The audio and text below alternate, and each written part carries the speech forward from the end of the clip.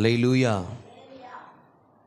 இன்றைய தியானத்திற்கென்று எடுத்துக்கொள்ளக்கூடிய வேத பகுதி ஏசாயா தீர்க்க தரிசன புஸ்தகம் 54ஆம் அதிகாரம் எடுத்துக்கொள்ளலாம். 54ஆம் அதிகாரம் அவைகளில் ஒரு வசனத்தை நாம் வாசிக்க கேட்போம். 54:10 54ஆம் அதிகாரம் 10வது வசனத்தை சத்தத்தை உயர்த்தி வாசிக்கலாம். மலைகள் விலகினாலும் பர்வதங்கள் நிலை பெயர்ந்தாலும் என் கிருபை உன்னை விட்டு விலகாமலும் என் சமாதானத்தின் உடன்படிக்கை நிலை பெயராமலும் இருக்கும் என்று உன்மேல் மனதுருகுகிற கர்த்தர் சொல்லுகிறார். அல்லேலூயா. தலைகளை தாழ்த்தி ஜெபிக்கலாம். கிருபையுள்ள நல்ல இயேசுவே, இந்த நல்ல வேலைக்காக நன்றி கூறுகிறோம். பரிசுத்த வேதாகமத்திலிருந்து இன்றைக்கு நல்ல ஒரு நற்செய்தி எங்களுக்கு கற்று தர வல்லவராயிருக்கிறீர். இந்த நற்செய்தியின் ரகசியங்களை முழுவதுமாய் எங்களுக்கு விளக்கி கற்றுத்தாரும். அது எங்களுடைய ஆவிக்குரிய, ஆன்மாவிற்குரிய, சரீரத்திற்குரியவைகளாய் காணப்படட்டும். இயேசுவின் நாமத்தில் பிதாவே, ஆமேன், ஆமேன். மீண்டும் சத்தத்தை உயர்த்தி ஒருவர் வாசிக்கலாம். மலைகள் விலகினாலும் பர்வதங்கள் நிலை பெயர்ந்தாலும் என் கிருபை உன்னை விட்டு விலகாமலும் என் சமாதானத்தின் உடன்படிக்கை நிலை பெயராமலும் இருக்கும் என்று உன்மேல் மனதுருகுகிற கர்த்தர் சொல்லுகிறார். அல்லேலூயா. எனக்கு அன்பான தெய்வ ஜனங்களே, கர்த்தருடைய ஆவியானவர் நம்மோடு கூட ஆலோசனையாக கூறுகிறார். கிழக்கு, மேற்கு, தெற்கு, வடக்கு ஆகிய திசைகளின் மலைகள் கூட என்ன செய்யலாம்? பெயர்ந்து போனாலும் வேதம் சொல்லுகிறது, உன்மேல் மனதுருகுகிற கர்த்தர் என்ன செய்வாராம்? ஆம், அல்லேலூயா, உங்களை விட்டு விலகவே மாட்டார் என்று கூறுகிறார். அல்லேலூயா. ஆமா, உங்கள் மேலும் என் மேலும் மனதுருகுகிற கர்த்தர் ஒருபோதும் உங்களையும் என்னை விட்டு என்ன செய்ய மாட்டாராம்? விலகவே மாட்டார், விலகவே மாட்டார். அல்லேலூயா, அல்லேலூயா.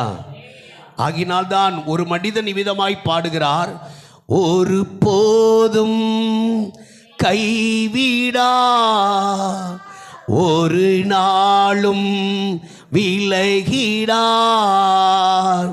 ஒரு போதும் கைவிடா, ஒரு நாளும் விலகிடார்.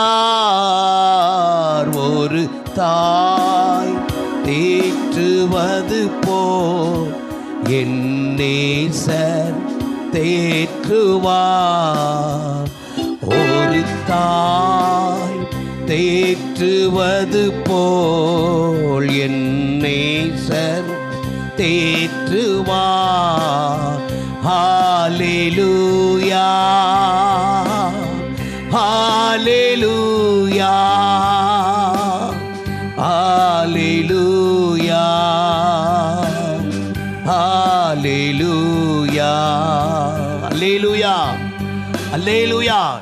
ஆகையினாலே கர்த்தருடைய ஆவியானவர் உங்களோடு என்னோடும், ஆமென், ஸ்தோத்திரம், அவர் கூறுகிற ஒரு வார்த்தை, மலைகள் விலகி போனாலும் பர்வதங்கள் நிலை பெயர்ந்தாலும் என் கிருபை உன்னை விட்டு விலகாமலும் என் சமாதானத்தின் உடன்படிக்கை நிலை பெயராமலும் இருக்கும் என்று உன்மேல் மனதுருகுகிற கர்த்தர் சொல்லுகிறார். வேதம் சொல்லுகிறது சமாதானத்தின் உடன்படிக்கை என்று சொல்லுகிறார். ஏன் அந்த சமாதானத்தை மட்டும் அவர் என்ன செய்கிறார்? உடன்படிக்கை பண்ணுகிறார். மற்ற எல்லா காரியங்களையும் உடன்படிக்கை பண்ணாமல் அல்லது செய்யாமல் அவர் இருப்பார் என்று சொன்னால் அதை வாபஸ் வாங்கிவிடலாம். அல்லேலூயா. திருப்பி அவைகளை எடுத்துக்கொள்ளலாம். ஆனால் உடன்படிக்கை அவர் செய்வார் என்று சொன்னால் அதை திருப்பி எடுத்துக்கொள்ளவே முடியாது. அல்லேலூயா. ஆகையினால் தான் வேதத்தில் ஆண்டவருடைய வார்த்தை கூறப்படுகிறது, இந்த உலக யாத்திரையை வெற்றியோடு கூட நிறைவேற்றி முடித்து அவர் பரமேறி செல்லுகிற பொழுது கூட ஒரு வார்த்தை சொன்னார், என்னுடைய சமாதானத்தை உங்களுக்கு நான் வைத்து போகிறேன் என்று சொன்னார். இதுக்கு இப்படித்தான் அல்லேலூயாவா? தோத்திரம். எல்லாருடைய கரங்களும் உயரட்டும்.